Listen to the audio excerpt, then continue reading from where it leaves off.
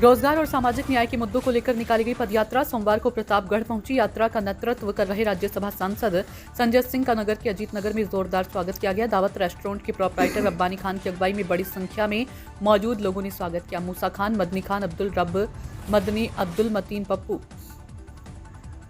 जिला पंचायत सदस्य वहीद अहमद, जाफरपुर के साहिद ताला मुफीज सभासद निसार अहमद, फहीम खान, फुटबॉल कोच सारिक खान, सलीमुद्दीन, एडवोकेट मुस्तकीम, साजिद प्रधान,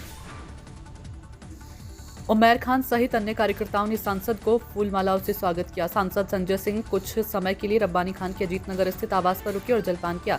इस दौरान उन्होंने कहा कि सामाजिक न्याय और युवाओं के रोजगार जैसे गंभीर मुद्दों पर सरकार की चुप्पी चिंताजनक है। उन्होंने कहा कि युवाओं में बेरोजगारी बढ़ रही है और सरकार बेखबर बनी हुई है। इसी सच को जनता तक पहुंचाने के लिए हम ये यात्रा निकाल रहे हैं। बिहार चुनाव पर प्रतिक्रिया देते हुए संजय सिंह ने कहा कि चुनाव घोटालों का चुनाव साबित हुआ है। Bureau report, news nation 81। Sir, SIR चल रहा है। एसआईआर से आम जनमानस को कितना लाभ होने वाला है? एसआईआर एक चुनावी घोटाला है भाई। अब कितनी बार मैं बोलूं, मैंने बिहार के चुनाव के परिणाम के 3 महीने पहले कहा था एसआईआर अगर हुआ तो अज्ञानेश कुमार जी ने मोदी जी के घर पे जीत का प्रमाण पत्र पहुंचा दिया है। वही हुआ। आप लोग पत्रकार हैं, आप बताइए 60 हजार वोट एक विधानसभा में गड़बड़ हो सकता है क्या? 60 हजार वोट कटा है, कहीं 55 हजार वोट कटा है, तो चुनाव क्या बचा? तमाशा हुआ। वहां यूपी में भी यही काम हो रहा है।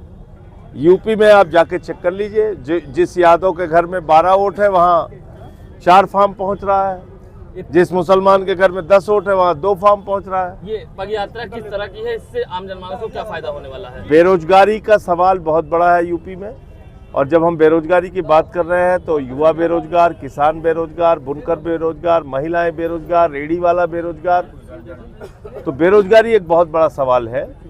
और दूसरा सवाल है सामाजिक भेदभाव की बुनियाद पे कोई देश या राज्य आगे नहीं बढ़ सकता। एक परिवार नफरत की बुनियाद पे आगे नहीं बढ़ सकता।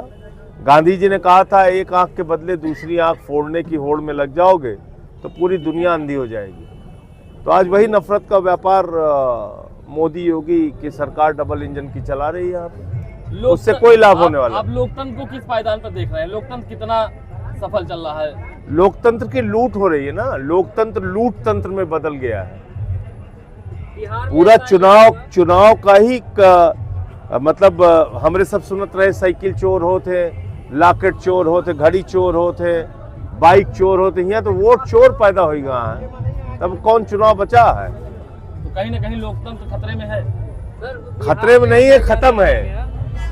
तो उसके लिए लड़ाई लड़ना पड़ेगा। आपके कहने का मतलब लोकतंत्र खत्म हो चुका है, इसके लिए लड़ाई लड़ना पड़ेगा? नहीं, लोकतंत्र में 2 रास्ते हैं, एक सदन का, दूसरा सड़क का। सड़क वाले रास्ते पे चल तो रहा हूं मैं, तो सबको उठाना पड़ेगा। सामाजिक न्याय यात्रा आप सरजू से संगम तक 2 तीर्थस्थलों के बीच निकाल रहे हैं, इसका क्या हुआ है? मैंने बताया ये बेरोजगारी के खिलाफ यात्रा है और सामाजिक भेदभाव के खिलाफ यात्रा है।